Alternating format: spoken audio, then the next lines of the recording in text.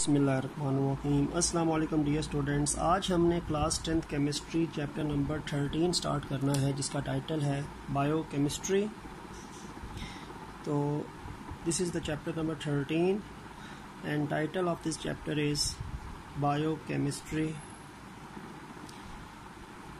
अब ये जो बायोकेमिस्ट्री है ना, बेसिकली ये एक रिलेशनशिप है दो साइंस की बड़ी ब्रांचेस के दरमियान, एक बायोलॉजी के दरमियान और एक केमिस्ट्री के दरमियान। अब ये बायोकेमिस्ट्री में हम बेसिकली करते को, बायोलॉजी का मतलब तो होता है लाइफ, लिविंग थिंग्स। केमिस्ट्री का मतलब होता है केमिकल रिएक्शंस या केमिकल चेंजेस जो मैटर में होती हैं। तो अब बायोकेमिस्ट्री में बायोलॉजी और केमिस्ट्री दोनों के मुश्तरका पैरामीटर की बात करनी है। तो बेसिकली बायोकेमिस्ट्री हम ये कह सकते हैं कि इट इज़ बेसिकली द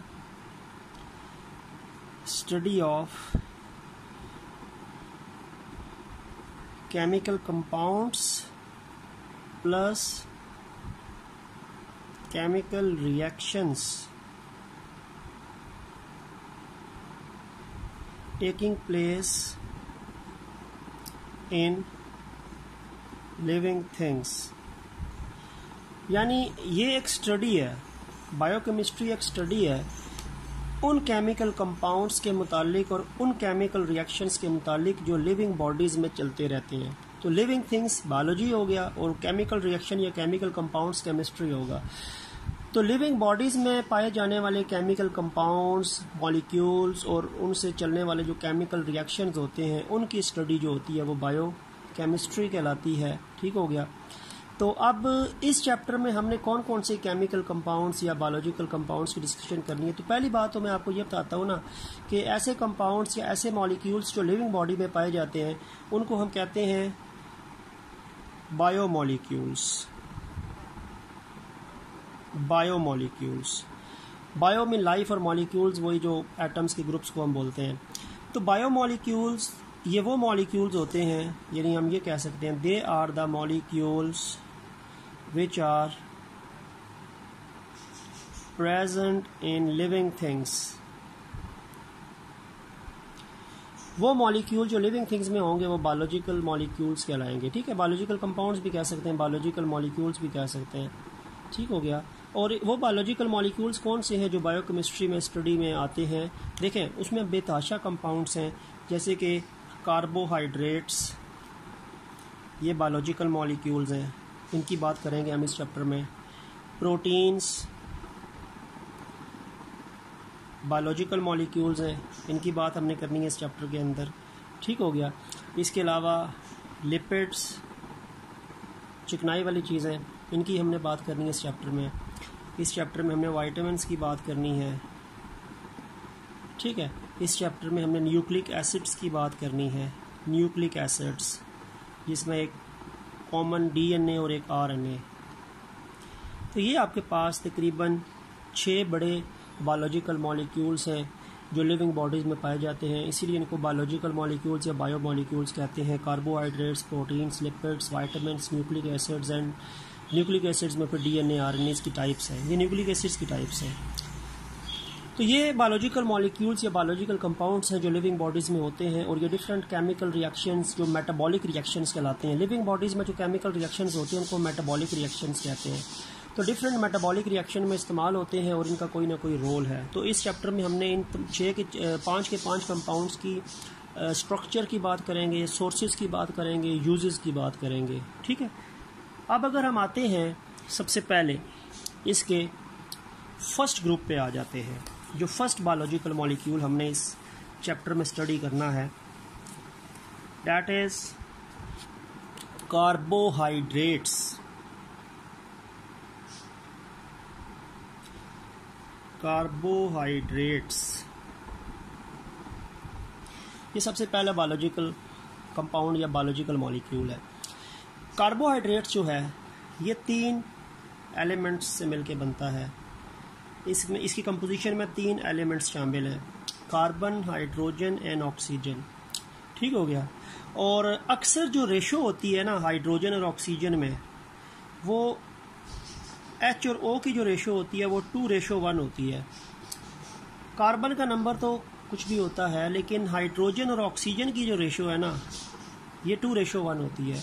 और हाइड्रोजन ऑक्सीजन की 2:1 आपको अक्सर किस में मिलती है? वाटर में भी मिलती है ना। H2O का मतलब वाटर भी होता है ना, ठीक है, वाटर को भी H2O कहते हैं, उसमें भी रेशो ये 2:1 होती है। तो दरअसल इसका जो फार्मूला बनता है ना, कार्बोहाइड्रेट का जनरल फार्मूला बनता है, वो बनता है CX, X कार्बन का नंबर होगा, कुछ भी हो सकता है, फिर H2O Y H2O का होल नंबर होगा, H2O का होल नंबर Y होगा, और X जो है वो कार्बन का नंबर होगा। तो ये आपके पास जनरल फार्मूला बनता है कार्बोहाइड्रेट्स का। इसमें देखो हाइड्रोजन ऑक्सीजन की रेशो हमेशा 2:1 होगी, इस वजह से। और ये आपको देखो तो ये तकरीबन वाटर का मॉलिक्यूल जो कार्बन के साथ अटैच है, तो इसीलिए, और वाटर किसी भी चीज़ में ऐड होता है तो उसको हम हाइड्रेशन कहते हैं, we can call it as hydration. तो इसी वजह से ये हाइड्रेट्स ऑफ कार्बन कहलाते हैं, हाइड्रेट्स ऑफ कार्बन, ठीक है, जिनको हम कार्बोहाइड्रेट्स भी फिर कहते हैं, असल नाम फिर कार्बोहाइड्रेट्स बनेगा। तो 3 एलिमेंट्स है जो कार्बोहाइड्रेट्स को बनाती हैं, CHO, और H और O की रेशो 2:1 है, जस्ट लाइक वाटर के अंदर भी 2:1 है। तो यानी CX H2O whole Y formula बनेगा। X कार्बन का नंबर होगा, Y H2O का होल नंबर होगा, तो H और O का नंबर 2/1 होगा। ये 12 होगा तो ये 6 होगा, ये 10 होगा तो ये 5 होगा, ये 16 होगा तो ये 8 होगा। यानी आखिर में सिंप्लीफाई करके 2:1 बनेगी H और O की रेशो। तो वाटर किसी भी चीज़ के साथ आएगा तो वो हाइड्रेशन या हाइड्रेट कहलाता है। तो यहाँ पे वाटर का मॉलिक्यूल कार्बन के साथ है तो ये हाइड्रेट ऑफ कार्बन यानी कार्बोहाइड्रेट्स कहलाता है, ठीक है। तो मैक्सिमम कार्बोहाइड्रेट्स जो हैं उनमें H और O की 2:1 जो है वो यूज़ होती है, तो इसको हाइड्रेट्स ऑफ कार्बन या कार्बोहाइड्रेट्स बोलते हैं, ठीक है। अब कार्बोहाइड्रेट्स की सबसे कॉमन एग्जाम्पल कहाँ पे है और ये सबसे पहले सिंथेसाइज कैसे होते हैं, तो आपको ये बता दूं कि क्योंकि ये बायोलॉजिकल मॉलिक्यूल्स हैं तो लिविंग थिंग्स की बात होगी, तो सबसे पहले आपको पता है कि जो प्लांट्स हैं इनके अंदर एक प्रोसेस होता है फोटोसिंथेसिस। तो प्लांट्स का प्रोसेस फोटोसिंथेसिस जो है वो कार्बोहाइड्रेट को सिंथेसाइज करने का बड़ा अहम एग्जाम्पल है। देखें, इसमें फोटोसिंथेसिस में क्या होता है, कार्बन डाइऑक्साइड और वाटर मिलते हैं in the presence of sunlight and also chlorophyll required होता है sunlight को absorb करने में और उसको chemical energy में convert करने में। इससे बनता है C6H12O6 प्लस ऑक्सीजन रिलीज होती है, और बैलेंस करें तो इधर भी 6 आएगा, इधर भी 6 आएगा, इधर भी 6 आएगा। ये आपके पास फोटोसिंथेसिस का एक जनरल रिएक्शन है। इस रिएक्शन में कार्बन डाइऑक्साइड और वाटर सनलाइट और क्लोरोफिल की मौजूदगी में मिलकर ये आपके पास कंपाउंड बना रहे हैं। ये इसका नाम होगा ग्लूकोज, और ग्लूकोज बेसिकली क्या है बेटा, कार्बोहाइड्रेट है। ग्लूकोज एक कार्बोहाइड्रेट है, सबसे मोनोसेक्राइड्स कैटेगरी में आता है, सिंपल कार्बोहाइड्रेट्स में आता है ये।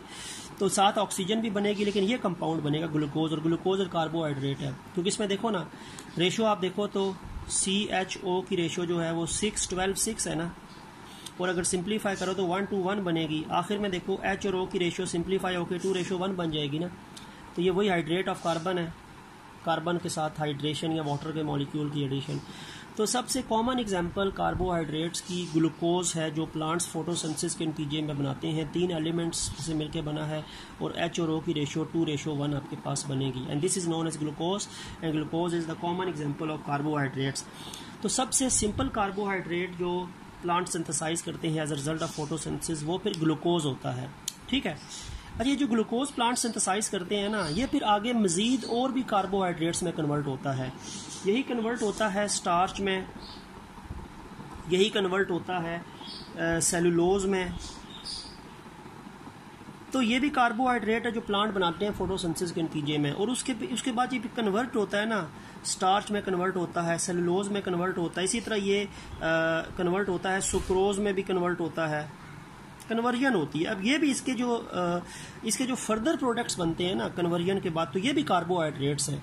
फ़र्क ये है कि ये सिंपल कार्बोहाइड्रेट्स होते हैं और ये थोड़े से कॉम्प्लेक्स कार्बोहाइड्रेट्स होते हैं, ठीक है। ये थोड़े से कॉम्प्लेक्सिटी होती है, ग्लूकोज के एक मॉलिक्यूल्स मिलना शुरू होते हैं तो फिर ये कंपाउंड्स की फॉर्मेशन होती है। तो the first carbohydrate which is formed as a result of photosynthesis glucose, and then this glucose is converted into starch, cellulose and glucose is converted into sucrose, cellulose and starch, and these are also carbohydrates. ये भी carbohydrates हैं, लेकिन ये कौन से carbohydrates हैं? ये थोड़े से कॉम्प्लेक्स कार्बोहाइड्रेट्स हैं, थोड़े से कॉम्प्लेक्स हैं। जबकि ग्लूकोज कौन सा कार्बोहाइड्रेट है? ये सिंपल कार्बोहाइड्रेट्स हैं।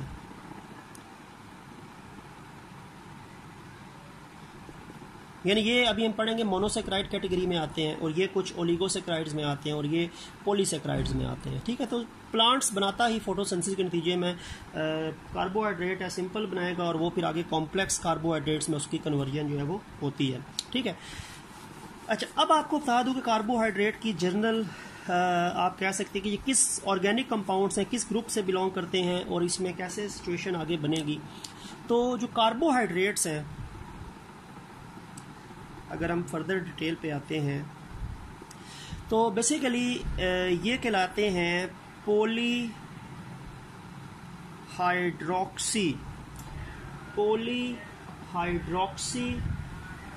Aldehydes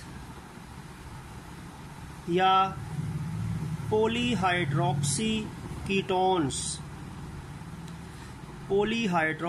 ketones. यानी असल में इनका ग्रुप या तो एल्डिहाइडिक ग्रुप है या कीटोनिक ग्रुप है, यानी कार्बोनाइल ग्रुप से बिलोंग करते हैं। एल्डिहाइड आपको पता है, मैंने आपको बताया था, अल्काइल रेडिकल C+OH, ये एल्डिहाइड का जनरल फार्मूला होता है, और कीटोन का फार्मूला होता है RC+OR', ये कीटोन का जनरल फार्मूला होता है। लेकिन इनमें बेसिकली हाइड्रोक्सल ग्रुप नहीं होते। जब एल्डिहाइड और कीटोन के साथ काफ़ी ज़्यादा हाइड्रोक्सल ग्रुप भी आके अटैच होते हैं तो वो पॉलीहाइड्रोक्सी या पॉलीहाइड्रोक्सल एल्डिहाइड या कीटोन कहलाते हैं। तो पॉलीहाइड्रोक्सी एल्डिहाइड और कीटोन जो होगा, जब एल्डिहाइड के साथ हाइड्रोक्सल ग्रुप लग जाएंगे या जब कीटोन के साथ काफ़ी ज़्यादा हाइड्रोक्सल ग्रुप अटैच होंगे तो फिर वो कैटेगरी बन जाएगी कार्बोहाइड्रेट्स। तो कार्बोहाइड्रेट्स बेसिकली एल्डिहाइड और कीटोन्स के साथ हाइड्रोक्सल ग्रुप की एडिशन के नतीजे में बने जाने वाले कंपाउंड्स को हम कहते हैं पॉलीहाइड्रोक्सी एल्डिहाइड एंड कीटोन। ठीक है, अब देखें, अब हम अगर आते हैं थोड़ा सा क्लासिफिकेशन ऑफ कार्बोहाइड्रेट्स पे है। कार्बोहाइड्रेट्स की जो क्लासिफिकेशन है,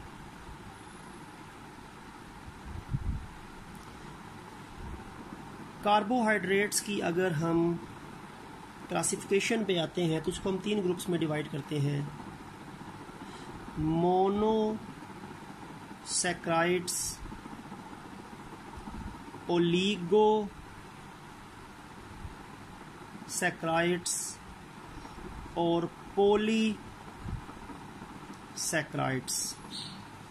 यानी हम डिवाइड कर सकते हैं कार्बोहाइड्रेट्स को 3 कैटेगरी में, 3 ग्रुप्स में। The simplest carbohydrates are monosaccharides, फिर वो मिलेंगे तो ओलिगोसैक्राइड्स, और फिर वो मजीद कंबाइन करेंगे तो पॉलीसैक्राइड। तो यानी ये यूनिट्स हैं बेसिकली आपके पास। मोनोसैक्राइड्स जो हैं ये कार्बोहाइड्रेट्स की सिंपलेस्ट आप कह सकते हैं कि फॉर्म है, सिंपलेस्ट क्लास है। तो मोनो का मतलब ऐसे 1 होता है, एक।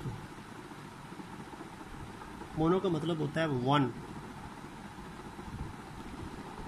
ओलिगो का मतलब होता है फ्यू, चंद। और पोली का मतलब इसका मतलब होता है मैनी, बहुत ज़्यादा। तो बेसिकली ये सैक्राइड यूनिट्स होती हैं। ये सैक्राइड यूनिट अगर एक है तो वो मोनोसैक्राइड है, वो सिंपल कार्बोहाइड्रेट है। अगर सैक्राइड यूनिट्स कुछ आ जाएंगी तो वो ओलिगोसैक्राइड है। अगर बेतहाशा सैक्राइड यूनिट्स मिलेंगी तो वो फिर पॉलीसैक्राइड्स जो है वो बनेगा। लेकिन सबसे पहले मोनोसैक्राइड जो है वो बनेगा। ठीक है, अब हम अगर मोनोसैक्राइड की बात करें, सबसे पहले मोनोसैक्राइड्स की बात करते हैं। First of all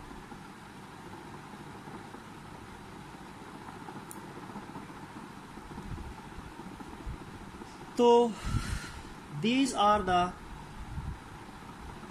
simplest carbohydrates। ये सबसे सिंपलेस्ट कार्बोहाइड्रेट्स हैं, इनको मज़ीद सिंप्लीफाई नहीं किया जा सकता।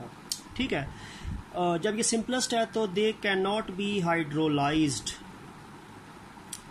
इनमें वाटर ऐड करके मज़ीद सिंप्लीफाई नहीं किया जा सकता। They can't be hydrolysed. ये जो ओलिगोसैक्राइड और पॉलीसैक्राइड हम पढ़ेंगे ना, तो उनमें हमने देखना है कि वो कन्वर्ट हो सकते हैं सिंपल शुगर में या सिंपल कार्बोहाइड्रेट्स में।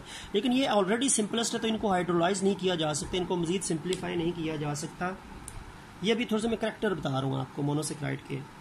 दे आर स्वीट इन टेस्ट, इनका जायका जो होता है वो मीठा होता है। दे आर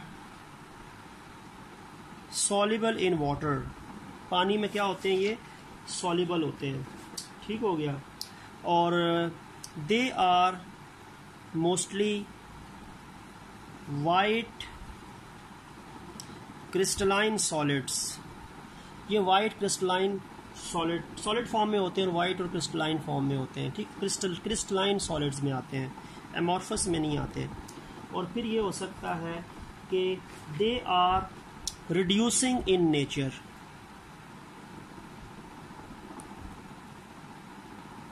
ये रिड्यूसिंग शुगर्स कहलाती हैं, ठीक है, ये रिड्यूसिंग शुगर्स हैं, ये दूसरे को रिड्यूस करेंगी।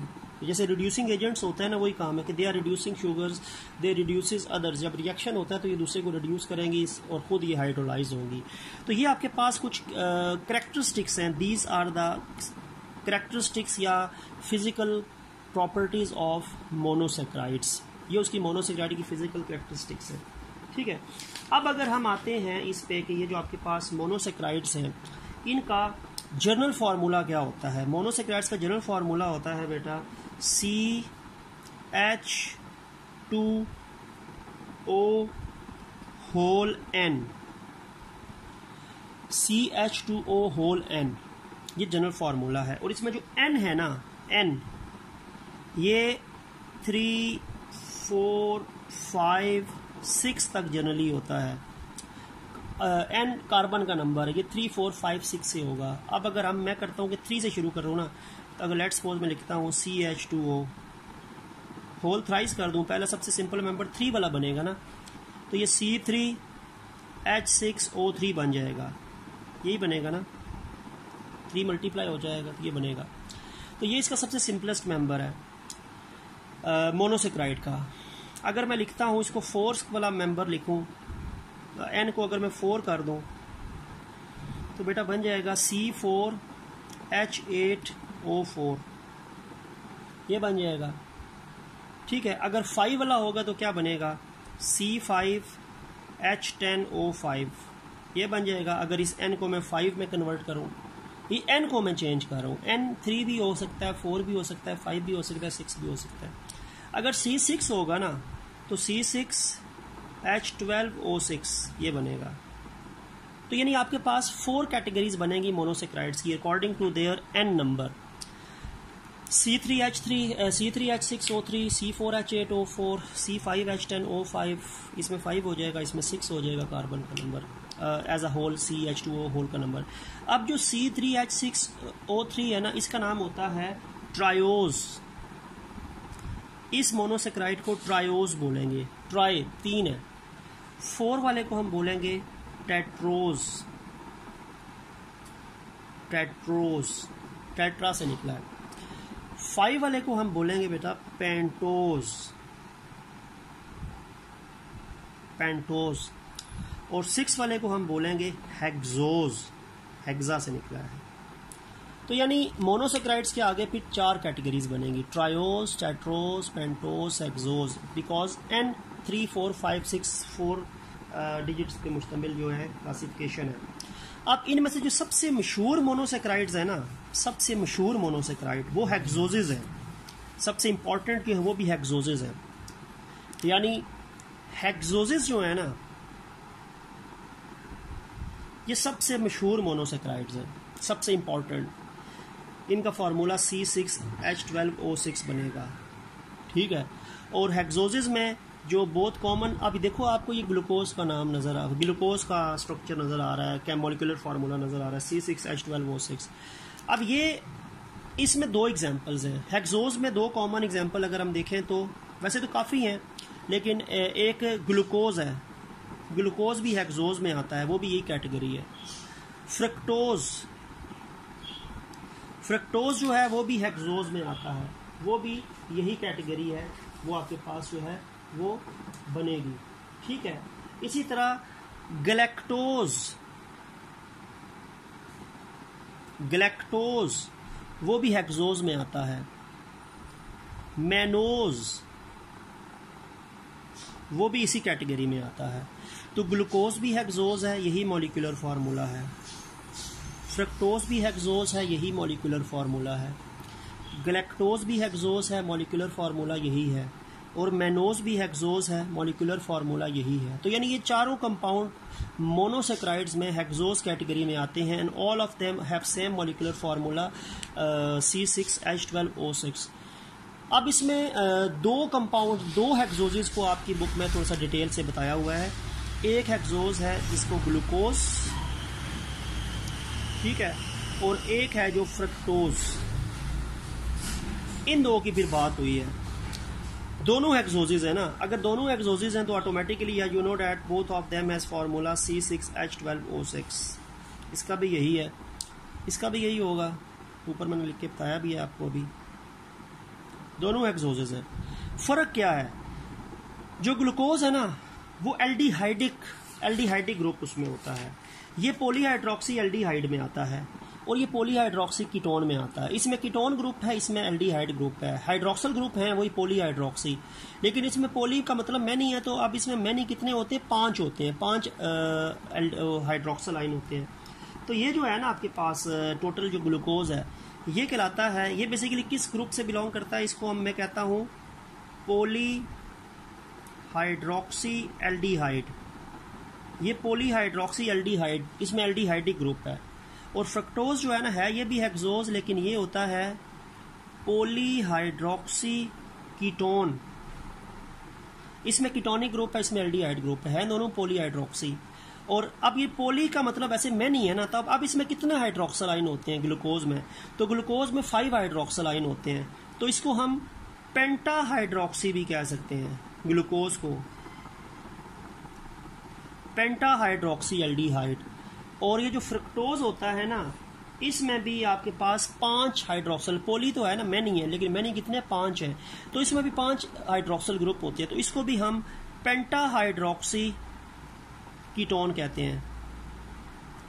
तो ये पेंटाहाइड्रोक्सी या पॉलीहाइड्रोक्सी एल्डिहाइड है, ये पेंटाहाइड्रोक्सी या पॉलीहाइड्रोक्सी कीटोन है, ठीक है। अब इनके स्ट्रक्चर्स पे आ जाते हैं, एल्डिहाइड और पॉलीहाइड्रोक्सी एल्डिहाइड ग्लूकोज और पॉलीहाइड्रोक्सी कीटोन ग्लूकोज के, फ्रक्टोज के स्ट्रक्चर पे आते हैं। अब जो ग्लूकोज है ना बेटा, वो उसका स्ट्रक्चर क्या होता है, उसका स्ट्रक्चर होता है C+OH, देन 6 कार्बन आप बना दे, 1 2 3 4 5 6 कार्बन होते हैं ना C6H12O6। तो इसमें फर्स्ट कार्बन के पास एक डबल बॉन्ड OH है, एल्डिहाइड है, तो एल्डिहाइड में C डबल बॉन्ड OH आता है ना वैसे भी आखिर में।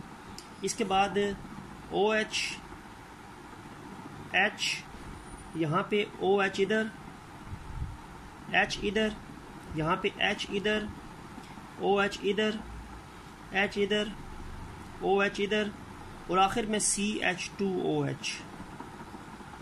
ये स्ट्रक्चर है किसका, ये स्ट्रक्चर है आपके पास ग्लूकोज का, स्ट्रक्चरल अरेंजमेंट ऑफ ग्लूकोज। और इसमें 6 कार्बन है, 1 2 3 4 5 6, C6H12 हाइड्रोजन 12 है, 1 2 3 4 5 6 7 8 9 10 11 12, ऑक्सीजन 6 होने चाहिए, 1 2 3 4 5 6। C6H12O6 ग्लूकोज का ये स्ट्रक्चरल फार्मूला है। और इसमें आपके पास ये जो आपको नज़र आ रहा है ना, ये जो एक चीज़ आपको नज़र आ रही है C डबल बॉन्ड O और साथ ही आपको H नज़र आ रहा है, C डबल बॉन्ड OH। तो ये जो हिस्सा आपको नज़र आ रहा है ना, ये आपको हिस्सा जो नज़र आ रहा है ये एल्डिहाइडिक ग्रुप नज़र आ रहा है, ये एल्डिहाइड ग्रुप को रिप्रेजेंट कर रहा है, एल्डिहाइड, ठीक है। क्योंकि एल्डिहाइड में भी आपको पता है ना क्या होता है, RCOOH, एंडिंग तो यही होती है ना, तो ये वही एंडिंग आपको ये जो नज़र आ रही है।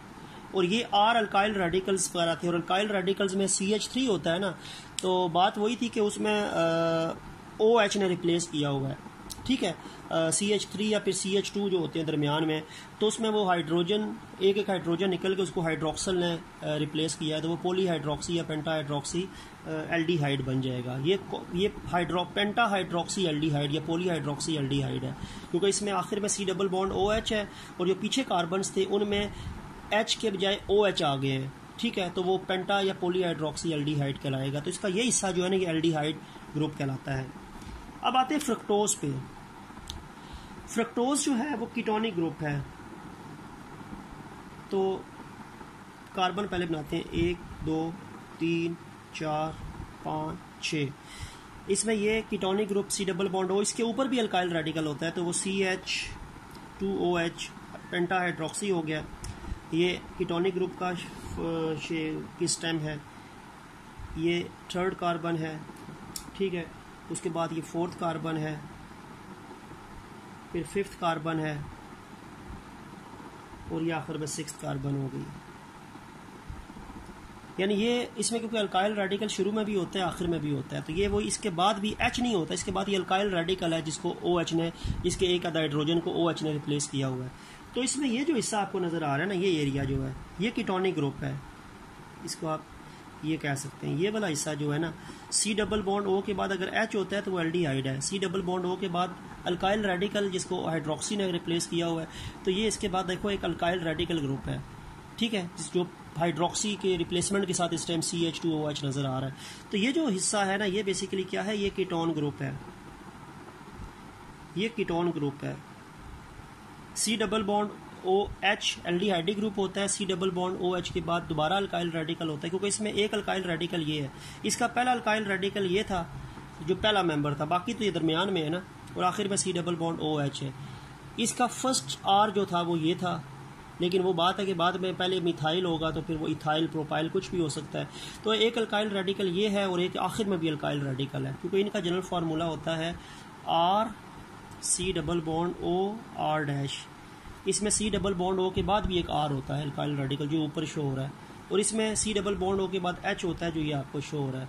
तो ये आपके पास क्या है, दिस इज कीटोन, ये कीटोन है, ठीक है। CH2OH, then C double bond O, OHCH, HCOH, HCOH, CH2OH, और ये C double bond OH, HCOH, OHCH, HCOH, HCOH, CH2OH।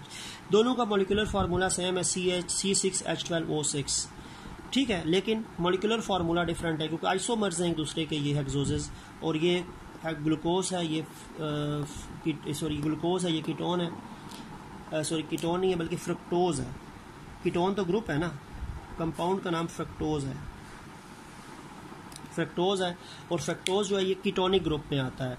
Glucose जो है वो एल्डिहाइडिक ग्रुप के अंदर वो आता है, ठीक है। तो ये कीटोहेक्सोज है क्योंकि इसमें ये कीटोनिक ग्रुप मौजूद है, कीटोहेक्सोज कहलाता है ये। This is a ketohexose, ketonic group की वजह से। हेक्सोज तो ये है लेकिन कीटोनिक ग्रुप है, ठीक हो गया। और ये कौन सा होगा, एल्डोहेक्सोज, ये एल्डोहेक्सोज कहलाएगा, ठीक है। तो ये आपके पास जो कीटो और एल्डोहेक्सोजेस, ये दो स्ट्रक्चर हमने बता दिए हेक्सोजेस में, कीटोन और फ्रक्टोज के। और फिर इसमें एक चीज़ मोनोसेक्राइड्स में रह गई है, वो भी बता देता हूँ, उसमें भी MCQs वगैरह आ सकते हैं। वो एक होता है जी आपके पास डेक्स्ट्रोज शुगर या डेक्स्ट्रो रोटेटरी। अब जो आपके पास ये है जी ग्लूकोज,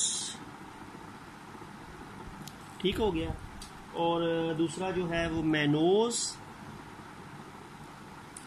और गैलेक्टोज, ये तीनों मोनोसेक्राइड्स हैं ना, हेक्सोजेस भी हैं, मोनोसेक्राइड्स भी हैं। ये कहलाती हैं डेक्स्ट्रोज शुगर्स, ये डेक्स्ट्रोज शुगर्स कहलाती हैं, ठीक है, या डेक्स्ट्रो रोटेटरी कहलाती हैं। Because they can rotate the plane polarized light to the right.